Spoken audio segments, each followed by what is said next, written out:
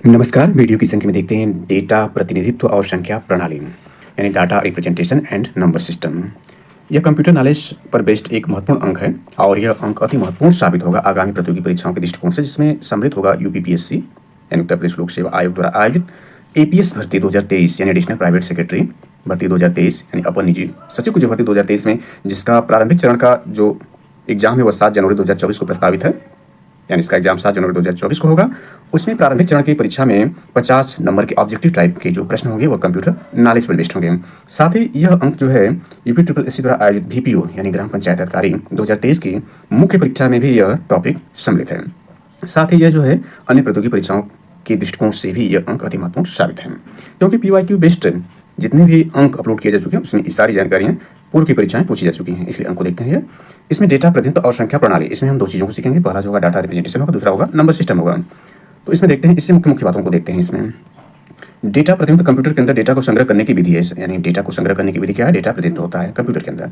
इसके बाद देखें कंप्यूटर विभिन्न प्रकार के डेटा का संग्रह करता है, यानी कंप्यूटर जो होता है विभिन्न प्रकार के डेटा संग्रह करता है। उसमें देखें तो संख्या के रूप में, टेक्स्ट रूप में, ग्राफिक रूप में या ध्वनिक रूप में करता है। ये सारे डेटा हमें अलग अलग लगते हैं, यानी जो डेटा देख रहे हैं या संख्या के रूप में, टेक्स्ट रूप में, ग्राफिक रूप में, ध्वनिक रूप में अलग लग रहे हैं, परंतु कंप्यूटर में सारे डेटा को एक ही रूप में संग्रहित किया जाता है। और इसका स्वरूप देखें या तो जीरो होगा अथवा एक, जीरो था एक के रूप में इस क्रम में संग्रहित होता है, अर्थात डिजिटल रूप में।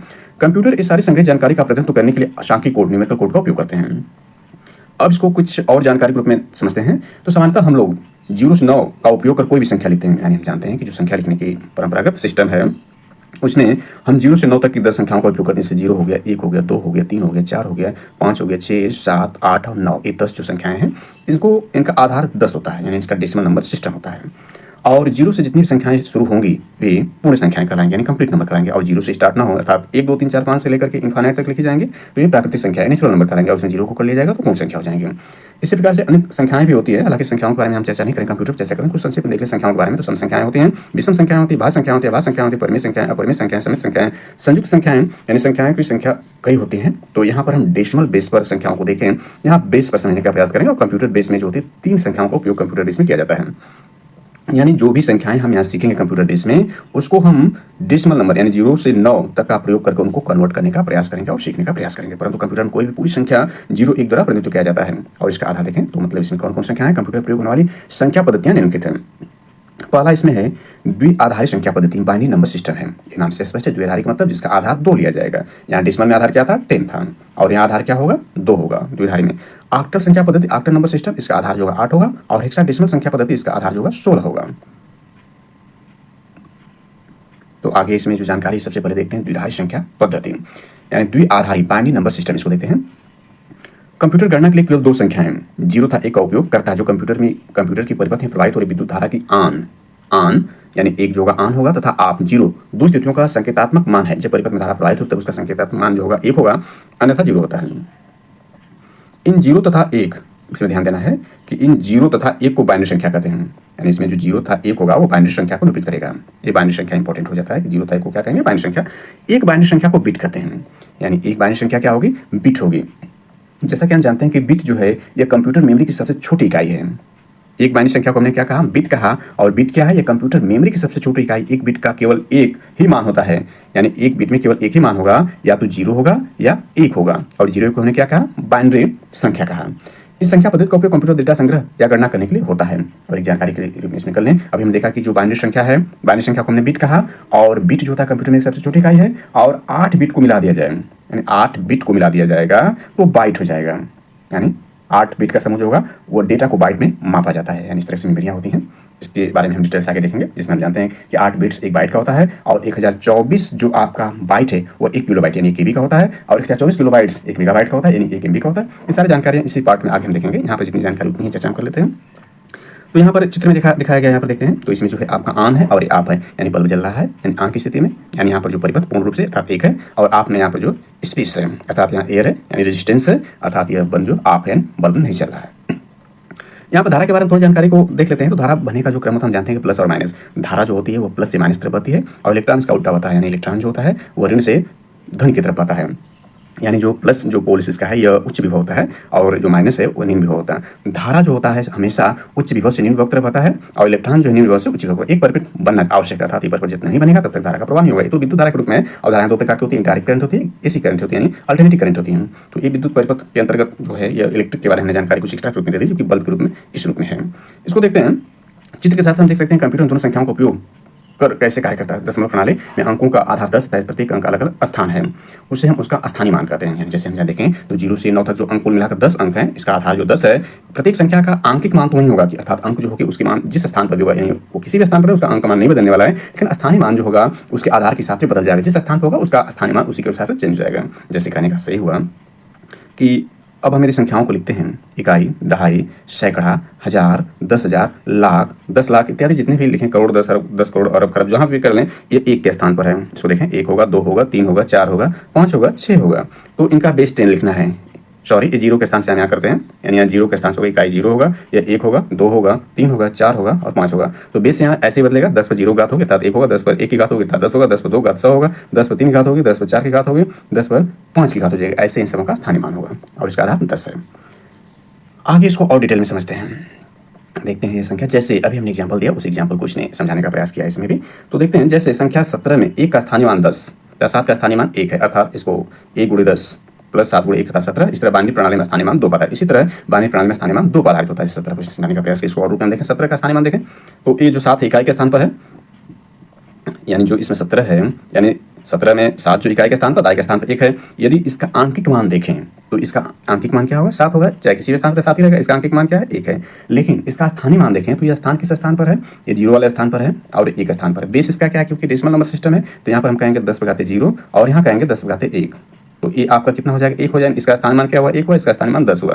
तो यहाँ पर ये हो जाएगा 1 गुणे 10, यानी आंकिक मान गुणा करते हैं, 1 गुणे 10 धन 7 गुणे 1, यानी 17 हो जाएगा। इसी प्रकार से जो होगा बाइनरी प्रणाली में मान 2 हम लेंगे और ऑक्टेन होगा तो वहाँ 8 लेंगे और हेक्साडेसिमल होगा तो 16 लेंगे। इसको समझ लेते हैं, एक ग्राफ के माध्यम से समझाने का प्रयास किया गया है। तो देख लेते हैं, यहाँ पर जो है संख्याओं के स्थानीय मान दिए गए हैं।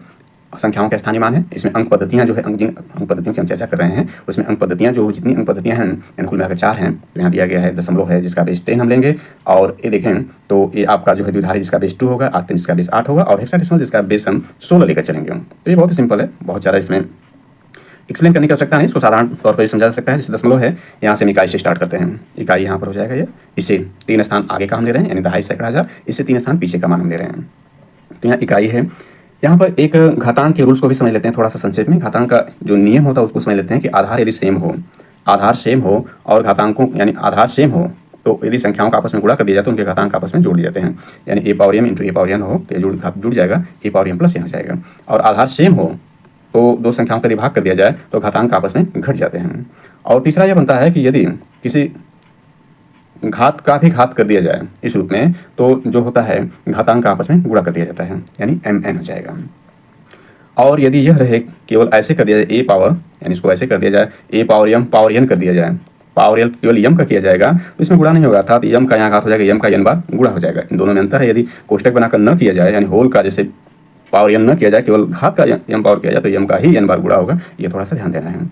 और एक जानकारी इसमें होती है, ए पावर 0 हो तो इसका मान 1 होगा, यानी कोई भी संख्या उसमें 0 का घातांक कर दिया जाए तो उसका मान 1 होगा। इसको समझने का प्रयास भी कर लेते हैं। तो ए को हम लिख सकते हैं, यानी ए पावर 0 को लिख सकते हैं, यानी a1 - 1 और 2 - 2 इक्वल टू डाल कर सकते हैं ए पावर n माइनस एन या इनफाइनाइट जो भी कहा जा सकता है, सारे शून्य ही है। तो इसका मान इस तरह 1 होगा। इसको समझते हैं, जैसे ए पावर हमने एग्जाम्पल लिया ए पावर 1 - 1, इसको हम दो रूप में लिख सकते हैं, ए पावर 1 इंटू ए पावर -1, क्योंकि जोड़ना है, या ए पावर 1 इंटू ए इनवर्स हो जाएगा, कट जाएगा अर्थात 1 हो जाएगा। दूसरे रूप में भी इसको कहना चाहें तो ए पावर 1 - 1 को हम कह सकते हैं ए पावर 1 बाई ए पावर 1, यानी घातांक यहाँ कटेगा, काट देंगे 1 हो जाएगा। तो यहाँ पर देखते हैं कि जो इकाई का स्थान है, इकाई में सारे ही चाहे किसी का भी बेस हो वहाँ पर पावर जो है 0 रखी जाएगी, और 0 रखी जाएगी तो उसका इकाई जो भी स्थान इकाई होगा उसका मान 1 होगा, ये याद रख लेना है। और इसके बाद दहाई वाले में देखें, दहाई पर सदैव कोई भी बेस हो उसका एक घात लगाया जाएगा, एक घात देखा जा सकता है, सब में एक घात लगाया गया है। और सैकड़े में घात 2 रखा जाएगा चाहे कोई भी बेस हो, और 1000 में 3 रखा जाएगा, ऐसे 10,000 में 4 ऐसे ही रखा जाएगा। और ये वर्ग याद रखना चाहिए, संख्याओं में हम जानते हैं कोई भी संख्या हो, यानी हमारे जो बेसिक स्ट्रक्चर्स होते हैं, यानी गणना के लिए जो हमें जितनी जानकारी हो सकता होती है उसमें नंबर्स 1 से 100 तक नंबर तो कंप्लीट होने चाहिए, ये तो कोई बताने की आवश्यकता नहीं, सबको जानकारी इसकी होती है। और 2 से लेकर न्यूनतम देखा जाए तो 25 या 30 तक के टेबल्स या पहाड़ा याद होने चाहिए। और वर्ग के रूप में देखें तो 2 से लेकर के 25 तक के वर्ग भी याद होने चाहिए, 30 तक के वर्ग भी याद होने चाहिए। और घन भी 2 से लेकर के 25 या 20 तक के घन याद होने चाहिए गणना प्रक्रिया को तीव्र करने के लिए। साथ ही हमें जो जानकारी महत्वपूर्ण रूप से तैयार होनी चाहिए उसमें प्लस, माइनस, मल्टीप्लिकेशन और डिवीजन की जो गणना के मुख्य अस्त्र हैं इनका भी तीव्र गति से प्रयोग करना चाहिए। जैसा कि हम जानते हैं, यानी जोड़ने की जो प्रक्रिया है, बार बार जोड़ने की प्रक्रिया गुणा कहते हैं, और जो जोड़ का संक्षिप्त रूप है वो गुणा है, और बार बार घटाने की क्रिया को हम भाग कहते हैं, और भाग जो है घटाने की संक्षिप्त प्रक्रिया है। इन सबों का प्रयोग करके हम गणना प्रक्रिया को अति तीव्र करके अपने समय को उपयोग यानी समय को बचत करके अन्य रूप में हम परिशुद्ध परिणाम प्राप्त कर सकते हैं। तो यहाँ पर वही चीज़ दिखाया गया है, इसको हम गणना के रूप में देख सकते हैं, बहुत ही सिंपल रूप में है। जैसे यहाँ पर देखें तो जी यहाँ बेस 10 है, यानी बेस को तो बताने का आवश्यकता नहीं है। बेस 10 पर यदि 0 का और 1 करेंगे 1 होगा, 10 पर 1 घात करेंगे 10 का 1 बार गुणा 10 होगा, 10 का 2 बार गुणा करेंगे 100 हो जाएगा, 10 का 3 बार गुणा करेंगे 1000 हो जाएगा। ऐसे इन्वर्सन हो जाएंगे, यानी माइनस पावर का मतलब 1 बटा वो संख्या हो जाती है। यानी भिन्नात्मक रूप में भिन्न भी जानते हैं कि भिन्न दो प्रकार की होती है। एक होती है आपकी, जैसे देखें तो आप 3 प्रकार के भिन्न कर सकते हैं, 3/2 हो गया, 2/3 हो गया, और 1 से 1/2 हो गया। ये आपकी जो है ये आपकी सम भिन्न है, यह विषम भिन्न है, और यह जो आपका मिश्र भिन्न है। यानी जब अंश हर से बड़ा होगा तो सम भिन्न होगी, और जब अंश हर से छोटा होगा तो विषम भिन्न होगी, और यह मिश्र रूप में होगा तो इसको मिश्र भिन्न कहेंगे। यानी ऊपर जो होता है वो आपका अंश होता है, नीचे हर होता है, और इस प्रकार से जानकारी लगे भिन्न रूप में जानकारी। यहाँ पर हम मिश्र जानकारी नहीं ले रहे हैं, तो यह बहुत आसानी से तैयार किया जा सकता है। तो अब इसको समझते हैं आगे, इसका डिटेल आगे देखते हैं। द्विधारी का दशमलव में रूपांतरण यानी conversion from binary to decimal. यहाँ पर हम बारी बारी से सभी का रूपांतरण देखेंगे, इन ग्राफ को भी देख लीजिए। तो यहाँ पर हम बारी बारी जो भी संख्या पद्धतियाँ देखेंगे उसका एक दूसरे में कन्वर्ट करेंगे, और इसका बेस जो लेकर चलेंगे वह होगा आपका 10, यानी दशमलव संख्या पद्धति। यानी दशमलव जिसका बेस 10 होगा वो सारे संख्याओं को एक दूसरे में जोड़ने का कार्य करेगा। यानी हम किसी भी संख्या पर डेसिमल बदलेंगे, इसके बाद उसको दूसरे रूप में चेंज करके आसानी संख्या को प्राप्त कर सकते हैं, क्योंकि संपूर्ण क्रियाएं जो हम जानते हैं सामान्य तौर पर वो दशमलव स्तर पर, इसलिए दशमलव संख्या में इस संख्या को जोड़कर प्राप्त करना यानी उस रूप में कन्वर्ट करके प्राप्त करना बहुत आसान होता है। तो सबसे पहले conversion from binary to decimal के रूप में देखते हैं। तो द्विधारी को दशमलव में रूपांतरण यानी द्विधारी जिसका आधार 2 हो उसको आधार 10 में बदलने के लिए क्या करेंगे, द्विधारी संख्या के अंकों को उसके स्थानीय मान से गुणा कर प्राप्त सभी संख्याओं को जोड़ दिया जाता है। जैसे इसने दिया है एक संख्या, उसका एग्जाम्पल के रूप में उपयोग कर लेते हैं। जैसे लिखा है 1000012 बेस 2 को दशमलव में बदलें। यहाँ देखते हैं तो इसको कैसे बदला जाएगा। यहाँ पर देखा जाए तो ये आपका द्विधारी संख्या को यहाँ नोट कर लिया गया। ये आपका इकाई का स्थान दहाई, सैकड़ा, हजार, 10,000, लाख, यानी 6 संख्याएं हैं। ये इसका स्थान 0 होगा, 1 होगा, 2 होगा, 3 होगा, 4 होगा, 5 होगा, और इसका मान स्थानीय मान के लिए हम क्या करेंगे, इसका बेस क्या है 2 है। तो 2 पर 0 घात, 2 पर 1 घात, 2 पर 2 घात, 2 पर 3 घात, 2 पर 4 घात, 2 पर 5 घात, ये है। यदि हम इससे प्राप्त करेंगे 2 पर 1 घात का मतलब 1 हो गया, 2 में 1 का गुणा करेंगे 2 होगा, 2 दूना 4, 2 दूना 4, 2 दूना 4 दूना 8, और 2 दूना 4 दूना 8 दूना 16, और 16 दूना 32, ये हो गया। इसमें 3 शून्य हैं, संख्याओं को शून्य गुणा करके जोड़ना है, तो इसका इसमें गुणा करेंगे तो शून्य हो जाएगा। शेषम को जोड़ने के लिए यही संख्याएं बचती हैं, यानी 1 में 1 का गुणा किया 1, 0 में 1 में 2 गुणा किया 2, और यहाँ पर किसी भी संख्या में 0 गुणा किया जाएगा तो संख्या शून्य हो जाएगी। और यहाँ पर 1 में 32 गुणा करें 32 जाएगा, जोड़ते हैं 2 1 3, और 32 में 3 जोड़ेंगे 35 हो जाएगा।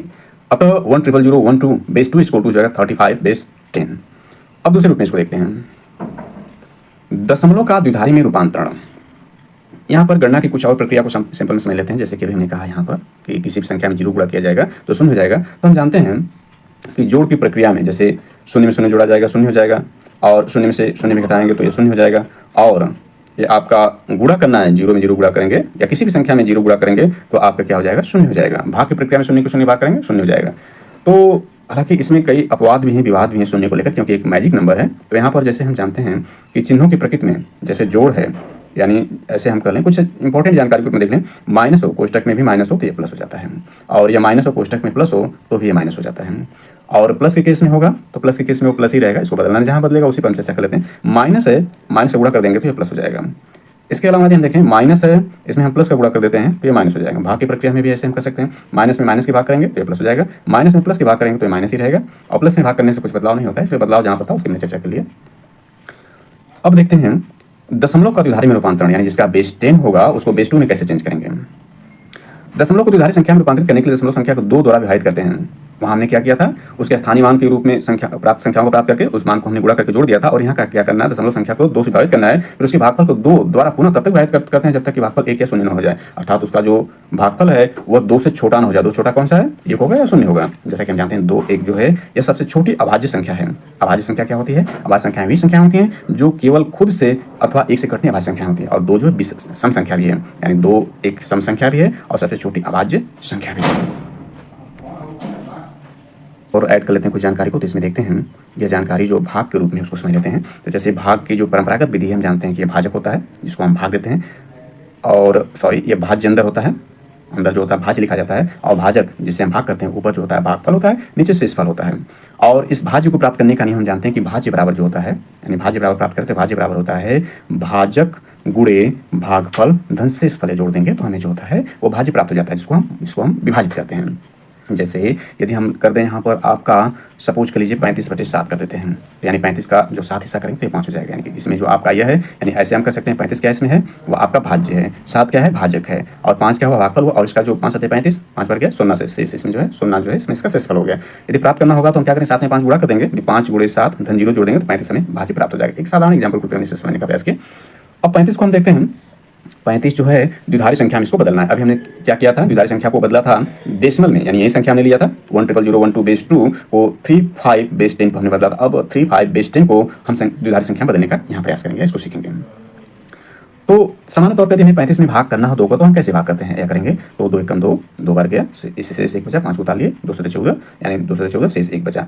अब इसमें क्या करना है कि जो आपका भागफल आएगा उसके नीचे रखते जाएंगे, और शेष जो लिखा गया शेष उसके सामने नोट करते जाएंगे। 2 से 17 भाग देना है, तो यहाँ पर करेंगे तो यह 17 बार जाएगा, 17 लिख दिया, 1 शेष हो गया, 17 गुना 34 होता है, 1 शेष बचेगा। फिर 2 से भाग करेंगे, 2 8 16, फिर 1 शेष बचा, फिर 2 से भाग गए, 2 चौको 8 4 बार गया, 0 क्योंकि इस बार कट गया तो 0 शेष बचा, फिर 2 से भाग करेंगे तो 2 गुना 4 2 बार गया, फिर 0 शेष बचा, फिर 2 का भाग करेंगे 2 एकम 2, यानी अब जो हुआ यहाँ भागफल हुआ वो 2 से छोटा हो गया। अब भाग देने की जरूरत नहीं, और शेष क्या हुआ 0 हुआ।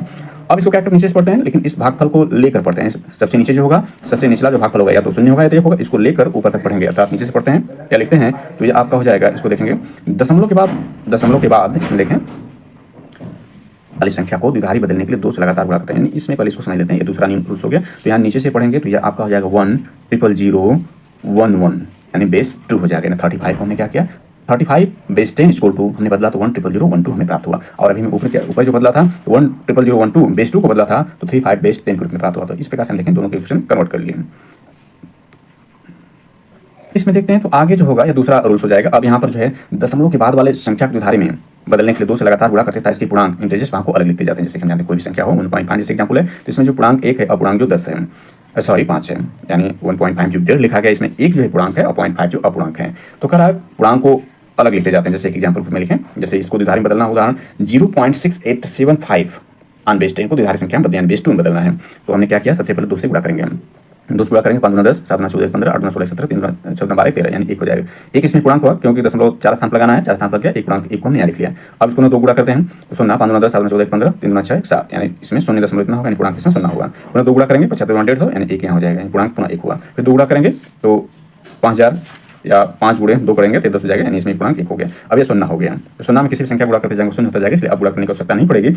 अब यहाँ जो ऊपर से लिखते हैं, यानी ऊपर से लिखेंगे ये हो जाएगा, यानी 0.1011 ऑन बेस 2 हो जाएगा। इस प्रकार से इसका प्राप्त करते हैं। नेक्स्ट इसमें आक्टल संख्या पद्धति। अब आक्टल संख्या पद्धति है, इसके बाद जो आपका डेसिमल संख्या पद्धति, इन पद्धतियों के माध्यम से भी हम जो है इसमें निकालने का प्रयास करेंगे, समझने का प्रयास करेंगे। हालांकि यह उतने महत्वपूर्ण नहीं है, तो भी इस पर चर्चा इसमें कर लेते हैं, क्योंकि यह जानकारी के रूप में महत्वपूर्ण होगी, एग्जाम में पूछे जाते हैं। तो आक्टल संख्या पद्धति, आक्टल संख्या पद्धति नाम से स्पष्ट है कि 8 संख्याएं इसमें होंगी। 8 संख्याएं चूंकि 0 से ली जाएंगी, इसलिए 0 से 7 तक की संख्याएं जो 8 संख्याएं होंगी, यानी 0 होगी, 1 होगी, 2 होगी, 3 होगी, 4 होगी, 5 होगी, 6 होगी, 7 होगी, यानी कुल 8 संख्याएं होंगी। 8 अंकों द्वारा संख्या का प्रतिनिधित्व किया जाता है। दशमलव संख्या पद्धति में हर स्थानीय मान 10 के गुणक में बढ़ता है, तथा द्विधारी संख्या में 2 के गुणक में बढ़ता है, तो आक्टल संख्या पद्धति में 8 के गुणक में बढ़ता है, इसमें आधार 8 होता है। आक्टल का दशमलव में रूपांतरण, जिसका बेस 8 हो, उसको बेस 10 में कैसे बदलेंगे? आक्टल दशमलव में रूपांतरित करने के लिए आक्टल संख्या के अंकों को उसके स्थानीय मान से गुणा कर फिर सभी जोड़ दिया जाता है, जैसे कि हमने निर्धारण किया था वैसे यहाँ पर भी इसमें कोई अलग से कुछ करना नहीं, इसलिए बहुत साधारण ये हो जाता है। यदि द्विधारी समझ में आया तो ये बहुत आसानी से समझ। जैसे 175 ऑन बेस 10 है, तो देखें यह आपके 0 के स्थान पर है, ये 1 के स्थान पर है, ये 2 के स्थान पर। इसका जो होगा आधार क्या होगा, 8 होगा, तो 8 पर 8 पावर 0, 8 पावर 1 और 8 पावर 2 हो जाएगा। इसमें मल्टीप्लिकेशन कर देना है, तो इसमें क्या हो जाएगा 68 गुणे 1, यानी इसके स्थान पर क्या है 1 है, और ये 8 हो जाएगा 8 गुणे 7, और यहाँ हो जाएगा 1 धन इसमें करें 5 गुणे 1 हो जाएगा, जोड़ देते हैं तो 64 7 बार 56 7 बार 56 और 5 ये जोड़ देंगे 125 ऑन बेस 10, ये इससे कन्वर्ट कर ले, बहुत आसानी से ये भी कन्वर्ट हो गया।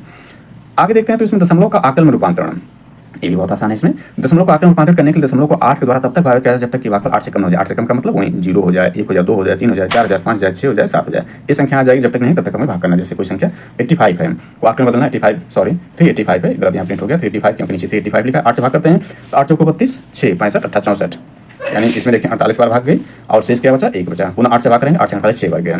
अब यह 0 कितना बचा, शेष क्या तो 0, इसको नीचे से पढ़ना है तो ये जाएगा, इस भागफल को लेकर पढ़ना है तो ये हो जाएगा 601, नीचे से पढ़ते हैं, ये इसका कन्वर्जन होगा। ये बहुत आसानी से, यानी जैसे द्विधारी था वैसे ही है। आकलन का द्विधारी में रूपांतरण अब यहाँ थोड़ा टफ होता जाएगा, क्योंकि यहाँ पर बदलने के जो नियम होंगे बदलते जाएंगे। आकलन को द्विधारी में रूपांतरित करने की 2 विधियां हैं। पहली विधि तो यह देखें कि आक्टल को पहले हम क्या आक्टल को उदाहरण बदलना है, आक्टल को पहले डेसिमल बदल लें, फिर डेसिमल को उदाहरण बदल दें, एक ये हो जाएगा। तो इसमें देखते हैं कैसे हो जाएगा। आक्टल को उदाहरण में रूपांतरित करने की विधियां हैं। आक्टल संख्या को उदाहरण में रूपांतरित करने के लिए पहले उसे दशमलव में रूपांतरित करके दशमलव को बाइनरी में रूपांतरित करते हैं। जैसे 725 ऑन बेस 10 है, कोई उदाहरण बदलें। तो इसमें क्या सबसे पहले बेस 10 में हम बदल लेते हैं, जैसे केवी ने बदला था पूर्व के रूप में, वैसे ही हम इसको बेस 10 बदलें। फिर बेस 10 को उदाहरण बदलने, उदाहरण बदलने का नियम हम जान चुके हैं कि यहाँ पर जो उदाहरण बदल रहा है वो इसको बदल सकते हैं। इसके बाद नीचे से पढ़ने का क्रम वैसे इसको हम सीख चुके हैं। आक्टल संख्या की उदाहरण संख्या में 3 अक्षरों के समूह द्वारा निरूपित किया जाता है, यानी 3 अक्षरों का समूह जो होगा आक्टल संख्या की उदाहरण संख्या में 3 अक्षरों के समूह द्वारा निरूपित किया जाता है। दूसरी विधि है जैसे आक्टल संख्या 1 को 3 समूह में 0001 लिखते हैं, अतः आक्टल संख्या के उदाहरण में रूपांतरित करने के लिए उसे 3 अंकों के उदाहरण समूह में परिवर्तित करें। जैसे 725 है ऑन बेस 10 है, तो इसमें 7 जो होगा वो 111 होगा, 2 जो होगा 101 होगा, और 5 जो है 10101 होगा। आगे इसमें देखते हैं, तो इसमें आक्टल संख्या कोई भी आक्टल संख्या जैसे 1 है तो इसको 3 अंकों का द्विधारी संख्या समूह के रूप में देखें तो 0 को 000 कहेंगे, 1 को 001 कहेंगे और 2 को 010 कहेंगे।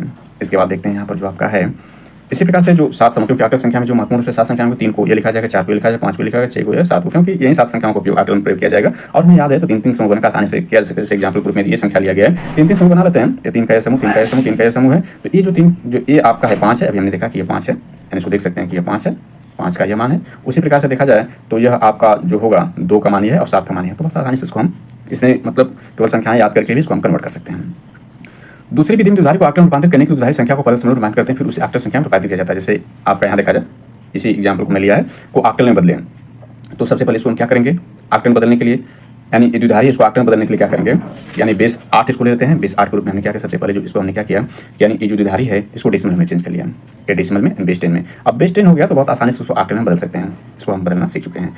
इसके बाद हेक्साडेसिमल पद्धति को देखें तो हेक्साडेसिमल संख्या पद्धति में 0 से 15 यानी इसमें 16 संख्याएं होंगी, 16 अंकों का होगा। तो 0 से 15 तक संख्या 16 अंकों का उपयोग, इसमें 0 से 9 तक अंकों था, यानी 0 से 9 तक जो अंक होगा तो प्रयोग किया जाएगा। इसके बाद देखें तो 10, 11, 12, 13, 14 और 15 का नाम क्रमशः होगा। 10 ए होगा, 11 बी होगा, 12 सी होगा, 13 डी होगा, 14 ई होगा और 15 एफ का प्रयोग इसमें किया जाएगा। इसमें देखें हेक्साडेसिमल दशमलव और 4 अंकों का द्विधारी समूह, 4 अंकों के समूह में भी इसको हम याद कर सकते हैं क्योंकि हमें 15 तक संख्याएं चाहिए। तो इसमें 1, 2, 3, 4 या 4 का समूह बनाया गया है। तो इसमें देखें ये सारी संख्याएं हैं, इसमें जो इंपॉर्टेंट है 10 को यह है, 12, 13, 14, 15, 16 को इस प्रकार किया गया है। हेक्साडेसिमल का देखें दशमलव में रूपांतरण, हेक्साडेसिमल का दशमलव रूपांतरण करना है, ये बहुत ही सिंपल बन जाता है इस तरह से देखें तो, क्योंकि यह पूर्व की तरह है। जैसे 10 हुआ, 10 इसमें है, यह 0 के स्थान पर है, यह आपका जो है 1 के स्थान पर है। इसका बेस क्या है 16 है, 16 पर 0 का, 16 पर 1 का, इसको गुणा करने तो 16 हो जाएगा और यहाँ 1 हो जाएगा, यानी यहाँ 10 था तो यह 16 और यह क्या हो जाएगा 1 हो जाएगा, 0 गुणा करने यानी 0 हो जाएगा, क्योंकि 0 गुणा करेंगे किसी संख्या 0 तो ये 16 हो जाएगा। यानी 10 बेस 16 यानी 10 बेस 16 इक्वल टू जो होगा 16 बेस 10 हो जाएगा। यानी आपस में बदल जा रहे हैं बेस और जो है, यानी 10 ऊपर था तो 10 या नीचे हो गया और 16 जो था ऊपर था नीचे चला गया। तो इस प्रकार से ये भी बहुत साधारण वैसे बदला जा सकता है, कुछ इसमें ज़्यादा दिमाग लगाने का सकता नहीं है। दशमलव का हेक्साडेसिमल में रूपांतरण, यानी जिसका बेस 10 होगा उसके बेस 16 कैसे बदलेंगे, तो यहाँ पर थोड़ा सा सोचना है। जैसे 382 ऑन बेस 10 हेक्साडेसिमल बदलना है तो इसमें भी 16 से भाग देना, 16 तक भाग देना, जब तक 16 संख्या नीचे ना आ जाए तो 16 से भाग देना, 382 भाग करते हैं 16 दूना 32, इसके बचेगा 2 बचेगा 62, 16 3 48 और शेष जो बचेगा वो 14 बचेगा, 16 3 48 यानी 14 शेष इसमें बचा। तो भाग कितना गया 23 बार गया, शेष 14 को ई कहा जाता है। फिर 16 कम 16 से 7 जो होगा शेष जो होगा 7 बचेगा। अब जो यहाँ जो बचा है यानी 16 कम 16 एक बार गया, शेष जो यहाँ 7 बचा है। अब जो ये प्राप्त हुआ हमें वह भागफल जो है वह 16 से नीचे अर्थात 1 प्राप्त हुआ। तो इस प्रकार से हम लिखेंगे, नीचे से लिखेंगे तो 17 14 को ई कहा जाएगा। तो 382 on base 10 equal to 17 E base 16 नीचे से लिखा जाएगा। तो चूंकि हेक्साडेसिमल 14 को ई लिखते हैं तो ये बहुत साधारण है, इसमें केवल थोड़ा सा याद करना बाकी है, इसमें जानकारी बहुत साधारण है। हेक्साडेसिमल का द्विधारी में रूपांतरण देखें तो हेक्साडेसिमल द्विधारी में रूपांतरण की 2 विधियां हैं, यानी यहाँ भी 2 विधियां हैं। सबसे पहले क्या करें, हेक्साडेसिमल को हम हेक्साडेसिमल द्विधारी में रूपांतरित करें। सबसे पहले हेक्साडेसिमल को दशमलव बदलेंगे, यानी जिसका 16 बेस होगा उसको 10 में बदलेंगे, फिर 10 से हम जो है द्विधारी में आसानी चेंज कर लेंगे, यानी 2 बेस में कर लेंगे। यहाँ दिया गया जैसे इसको हम देखें B6A 16 को द्विधारी में बदलें, यानी B6A ऑन बेस 16 को द्विधारी में बदलें। तो इसमें देखें B जो है B क्या है 11 है, और यानी यहाँ पर देखें तो ये 0 के स्थान पर है और ये 1 के स्थान पर 2 के स्थान पर है, यानी B जो है 2 के स्थान पर है, 6 जो 1 के स्थान पर, A जो 0 के स्थान पर है। तो 16 पर 0 घात 1 घात और 2 घात, 16 का 2 56 होता है, 16 का 1 होगा। B 11 अब 6 है, A 10 है, इसको जोड़ देंगे तो ये 2922 ऑन बेस 10। अब इसको द्विधारी में आसानी से बदल सकते हैं क्योंकि दशमलव संख्या चेंज हो चुका है। अब इसको द्विधारी में बदलने के लिए हम क्या करेंगे 2 से भाग कर देंगे, तो इस प्रकार से एक बड़ी संख्या प्राप्त हो जाएगी, इसको ऐसे लिख सकते हैं। हेक्साडेसिमल को द्विधारी में रूपांतरित करने के लिए उसके अंकों को द्विधारी 4 अंकों के समूह बदलते हैं, यानी यहाँ 4 अंकों का होगा। जैसे हमने देखा था कि आक्टेल में 3 समूह था, यहाँ 4 समूह का बना लेंगे। तो 4 समूह बनाते हैं, जैसे यही एग्जाम्पल आपका हो गया यह है, तो इसमें 4 का समूह हम कर लेंगे। तो इसमें हो जाएगा जैसे ये जो है 10 का है, यानी 1010 10 का है, ये जो आपका जो है ये 6 का है, और ये जो है ये 11 का, B जो 11 है, इसको हम याद कर सकते हैं। इस प्रकार से ये जो होगा द्विधारी में हम इसको यानी हेक्साडेसिमल में चेंज कर सकते हैं, 4 का समूह बना करके। तो इस प्रकार से थोड़ा याद करना होगा। द्विधारी को हेक्साडेसिमल में रूपांतरण इसको देखते हैं। तो इसमें द्विधारी को हेक्साडेसिमल में रूपांतरित करने के लिए उसे दाएं से 4 अंकों से विभाजित कर उसका हेक्साडेसिमल माने, वही चीज़ हमने जो बताया, इसमें कोई अलग नहीं। द्विधारी जोड़ अब यहाँ से देखते हैं, इंपॉर्टेंट हो जाता है। अब इसमें द्विधारी संख्याओं का जोड़, अभी हम देखा कि जोड़, घटाना, गुणा और भाग सामान्य तौर पर डेसिमल में इसका हम उपयोग करते हैं। डेसिमल संख्या में देखें तो जोड़ हो गया, घटाना यानी एडिशन, सब्सट्रैक्शन, मल्टीप्लिकेशन और डिवीजन का उपयोग समान तौर पर करते हैं। और अभी हम देख रहा है कि बार बार जोड़ने क्रिया को जो होता है हम गुणा करते हैं, गुणा जो है वो जोड़ का संक्षिप्त रूप है और भाग जो है घटाने का संक्षिप्त रूप है, जिसका प्रयोग डेसिमल में आमतौर पर किया जाता है। अब हम इसको द्विधारी के रूप में देखते हैं। इंपॉर्टेंट एग्जाम दृष्टिकोण से बाइनरी एडिशन, द्विधारी जोड़ भी दशमलव के जोड़ की तरह ही होता है, परंतु इसमें केवल 2 अंकों 0 था 1 का उपयोग होता है। इसमें दाएं वाले कॉलम में जोड़ना प्रारंभ करते हैं, इसमें यानी सबसे दाएं वाले कॉलम से जोड़ना प्रारंभ करते हैं। जैसे कॉलम इकाई, दाई, सैकड़ा, सबसे दाएं क्या होता है, सबसे दाएं इकाई होता है, दाई सैकड़ा। वैसे तो यानी दशमलव में भी हम जोड़ते जाते हैं, तो वैसे यहाँ भी होगा। तो यहाँ कुछ नियम, उसके कायदे उसको समझ लेते हैं। द्विधारी जोड़ करने के लिए 4 नियम हैं, यानी 1 + 1 यानी बाइनरी नंबर 1 + 1 इक्वल टू 0 होगा। यानी इसको ऐसे, ताकि केवल 0 नहीं होगा, इसको सामान्य तौर पर 0 होगा, लेकिन इसको जोड़ेंगे तो 1 + 1 जो हो जाएगा 1 0 होगा। इसको 10 नहीं कहेंगे, 1 0 होगा। तो 0 रखा जाएगा और एक जो हासिल होगा, जैसे कि जोड़ते समय जब हम जानते हैं कि एक से ज़्यादा संख्या होती है दशमलव में तो एक हासिल लगता है, वैसे यहाँ भी 1 हासिल हो जाएगा। हासिल एक को दूसरे कॉलम में जोड़ते हैं, जो नेक्स्ट कॉलम होगा उसमें जोड़ा जाएगा, तो 1 + 1 इक्वल टू 0 हो जाएगा। और एक में 0 जोड़ा जाएगा तो 1 होगा, एडिशनल में भी वही होता है। 0 में 1 जोड़ा जाएगा तब भी 1 होगा, एडिशनल में भी वैसे होता है। 0 में 0 जोड़ेंगे तो 0 होगा, एडिशनल में भी होता है। यानी सारी प्रक्रियाएं डेसिमल के आधार पर ही हैं। उदाहरण के रूप में देखें तो यहाँ पर 1 0 1 0 जोड़ना क्या है, 0 1 1 को इसमें ऐड करना है, जोड़ लेते हैं। 0 में 1 जोड़ेंगे तो 1 होगा, 1 में 1 जोड़ेंगे तो 1 0 हो जाएगा, तो यहाँ 0 रखते हैं। हासिल क्या बचा, 1 बचा। पुनः देखते हैं, यहाँ 0 में 1 जोड़ेंगे तो 1 हो जाएगा और 1 में 1 जोड़ेंगे तो फिर 1 0 हो जाएगा, इसका 0 रखेंगे, फिर हाथ में 1 लगा। 1 में 0 जोड़ेंगे तो 1 होगा और 1 जोड़ेंगे तो 1 0 हो जाएगा, इसका जो हो गया 1 0 0 1 2 बेस 10 हो जाएगा। इसको जोड़ेंगे ये प्राप्त होगा हमें। द्विधारी घटाव देखते हैं, यानी बाइनरी सब्सट्रैक्शन। यह भी केवल 2 अंकों 0 था 1 का घटाव है, सबसे दाएं वाले कॉलम से घटाना, इसमें सबसे दाएं वाले से तो घटाने की प्रक्रिया, यानी ये भी जो है आपका दशमलव संख्या पद्धति जैसा ही है, घटाव भी इसका देखते हैं इसमें। तो द्विधारी घटाव इसमें समझते हैं। द्विधारी घटाव के लिए 4 नियम, इसमें भी 4 नियम है। 0 में 0 घटाएंगे 0 होगा, ऐसा दशमलव में भी होता है। और 1 में से 1 घटाएंगे 0 बचेगा, ऐसा दशमलव वाले यानी 10 बेस में भी यही है। और 1 में से 0 घटाएंगे तो 1 बचेगा, ये भी दशमलव में। और 0 में से 1 घटाएंगे तो 1 बचेगा, निकटतम बाईं तरफ से उधार लेते हैं, ऐसा जो आपका है ये थोड़ा सा अलग हो जाएगा, क्योंकि केवल 0 में से 1 घटाएंगे तो -1 हो जाएगा। यहाँ माइनस प्लस की परंपरा नहीं है, ध्यान देना है। हालांकि यहाँ पर भी यदि अंक संख्याएं हो, अन्य संख्याएं हो, तो ये डिपेंड करता है कि संख्याएं क्या हैं। जैसे सपोज कर लीजिए कि यदि यहाँ पर यदि हम दशमलव संख्या पद्धति में घटाते, यहाँ 10 होता तो या 2 होता, 1 हासिल यहाँ लिया था 10 हो जाता, यहाँ 1 घटाते 9 बचता। चूंकि यहाँ पर 9 या 10 की संख्या, क्योंकि 2 ही संख्याएं, या तो 1 बचेगी या तो 0 बचेगी, तो यहाँ पर थोड़ा ध्यान देना है। 0 में से 1 घटाएगा तो 1 बचेगा, नेक्स्ट में बाई संख्या से उधार लेते हैं, लेने के बाद जो बचेगा वो 1 बचेगा, ये थोड़ा सा ध्यान देना है। एग्जाम्पल में समझते हैं, जैसे 1 1 0 1 0 घटाना क्या है, 0 1 0 0 1 यहाँ घटाते हैं। 0 में से 1 जाएगा, 0 में से 1 जाएगा तो 1 बचेगा, 1 में से 0 जाएगा 1 बचेगा, 0 में से 0 जाएगा 0 बचेगा, 1 में से 1 जाएगा 0 बचेगा और 1 में से 0 जाएगा 1 बचेगा। ऐसा अभी हमने ऊपर देखा घटाव के नियम के आधार पर। द्विधारी गुणा देखते हैं, यानी बाइनरी मल्टीप्लिकेशन। यह सामान्यतः दशमलव गुणा की तरह ही किया जाता है। द्विधारी अंक को दशमलव में बदलकर इसका गुणनफल निकालते हैं और फिर उसी द्विधारी में बदला जाता है, या द्विधारी अंकों का ही गुणनफल निकाला जाता है। यानी इसकी 2 विधियां हैं। पहले तो हम इसको जो द्विधारी है उसको दशमलव बदल लें, और दशमलव बदलकर बहुत आसानी गुणा कर सकते हैं, या दूसरा जो उसको हम द्विधारी में भी गुणा कर सकते हैं। जैसे प्रथम विधि में देखें, प्रथम विधि जैसे आपका 1 1 0 1 2 है, दूसरा है 1 1 0 0 2 बेस 2, यानी द्विधारी का द्विधारी डायरेक्ट गुणा कर दिया गया। दूसरी विधि में हमने इसको चेंज किया, ये 13 है और ये 12 है, 13 में 12 गुणा कर देंगे 156 हो जाएगा, यानी 156 बेस 10 इक्वल टू हो जाएगा। यानी इसका गुणा कर देंगे तो ये आपका इतना 156 का जो द्विधारी में चेंज कर देंगे पुनः, जो यानी गुणा हमें 156 इसको तो हमने बेस 10 में बदला और बेस 10 गुणा कर 156 को हमने बदल दिया पुनः द्विधारी में, तो ये दोनों का गुणनफल हो गया। और दूसरी बात इसमें देखें, द्विधारी का डायरेक्ट गुणा करते हैं तो पहले 0 गुणा करेंगे, 0 सारे 0 हो जाएंगे, फिर 0 दूसरे का यानी दहाई वाले गुणा कर पुनः 0 एक स्थान छोड़कर लिखा जाता है, जैसा कि दशमलव में भी। फिर 1 का गुणा करेंगे तो वैसे ही सारे गुणा हो जाएंगे, फिर 1 का गुणा करेंगे सारे वैसे, फिर इसके बाद जोड़ देना, जोड़ने का जो नियम है तो भी हमें प्राप्त होगा बहुत आसानी से। ये भी प्रथम विधि द्वितीय विधि बहुत आसानी से इसको प्राप्त होगा। द्विधारी के भाग देखें, बाइनरी डिवीजन, ये भी दशमलव भाग की तरह ही किया जाता है। द्विधारी भाग के नियम हैं, इसमें नियम में देखें तो 0 में 1 की भाग किया जाएगा तो 0 होगा, ये दशमलव में भी होता है, और 1 में 1 की भाग करेंगे तो 1 ही होगा। एग्जाम्पल प्रूफ में इसको समझ लेते हैं। तो ये भी वैसे ही है, यानी इसके भी 2 नियम है। पहले तो चाहे तो हम इसको दशमलव में बदल दें, दशमलव में बदल करके भाग करके जो आएगा पुनः हम उसको बाइनरी में चेंज कर लें, अथवा डायरेक्ट हम इसको भाग कर सकते हैं। तो भाग करके देख लेते हैं। देखिए 1 4 0 1 है, 1 1 0 का भाग करना है, एक बार ले जाते हैं, क्योंकि यहाँ पर यदि हम करेंगे तो 1 0 0 हो जाएगा, और एक भाग जैसे दशमलव में होता है। अब घटाने का नियम वैसे ही, 0 0 घटाएंगे 0 बचेगा, 0 में से 1 जाएगा 1 बचेगा, और यहाँ हाशिल लिख कर लेंगे। अब यहाँ जो हो जाएगा तो यहाँ आपका हो गया 1 हो गया, 1 में से घटाएंगे 0 हो जाएगा था, कट गया।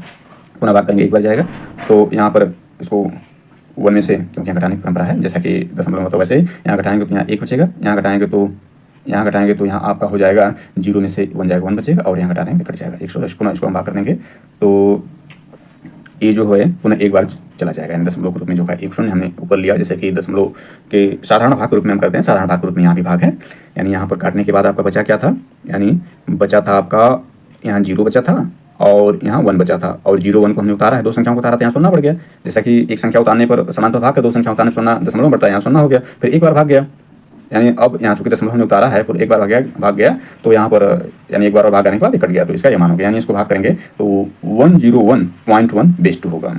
अब देखते हैं कुछ और जानकारी बाइनरी मेमोरी के बारे में। कंप्यूटर डेटा को संग्रहित करने के यंत्र को मेमोरी कहते हैं, इंपॉर्टेंट इसमें जाता है। कंप्यूटर डेटा को संग्रहित करने के यंत्र क्या करते हैं, मेमोरी कहते हैं। मेमोरी में डेटा बाइनरी रूप, यानी बाइनरी रूप जो होता है 0 था 1 रूप में संग्रहित होता है।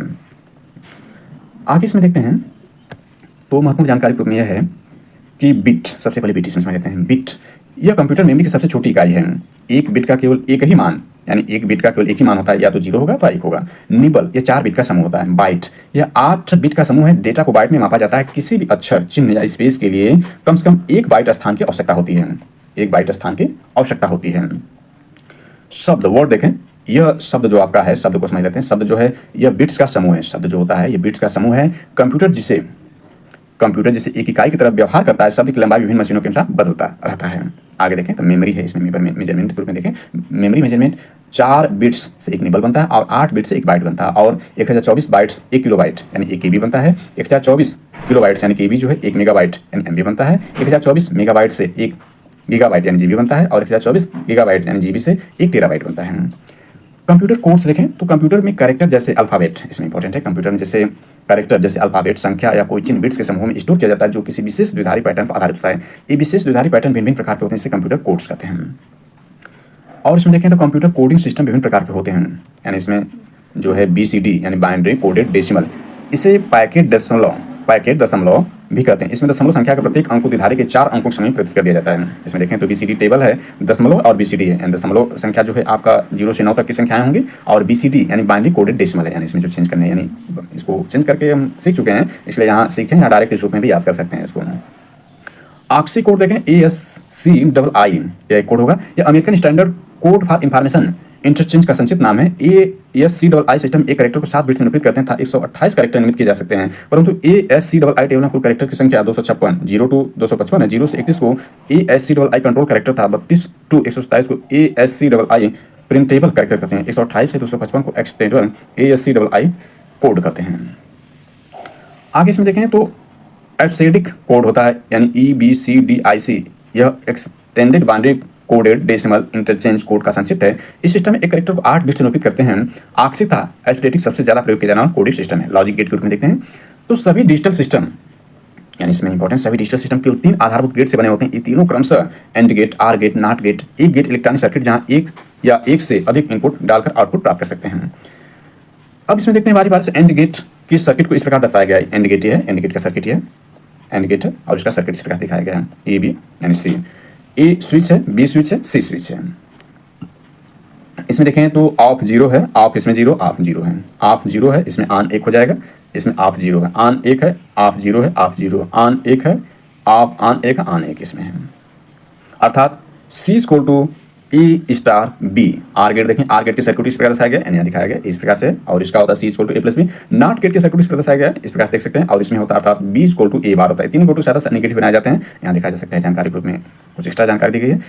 और इसमें देखें आखिर में इसको देख लेते हैं, तो आखिर में है कि एंड गेट था, नॉट गेट यूनिवर्सल गेट कहलाते हैं, इंपॉर्टेंट है। एंड गेट था, नॉट गेट को क्या नॉर है, एंड यानी AND एंड गेट था, यानी or not gate universal gate कहलाते हैं, क्योंकि इसके द्वारा कोई भी डिजिटल सर्किट का निर्माण किया जा सकता है। तो इस प्रकार से हमने इस टॉपिक को महत्वपूर्ण डेटा प्रतिनिधित्व और संख्या पद्धति को महत्वपूर्ण जानकारी प्राप्त की, और इसके बाद ऑब्जेक्टिव टाइप प्रश्न है, और हमने इसको डिस्क्रिप्टिव और ऑब्जेक्टिव क्रिटिकल फॉर्मेट में इसका अध्ययन किया है। अब नेक्स्ट जो होगा अगले टॉपिक पर आधारित वीडियो का होगा। तो थैंक्स फॉर वॉचिंग दिस।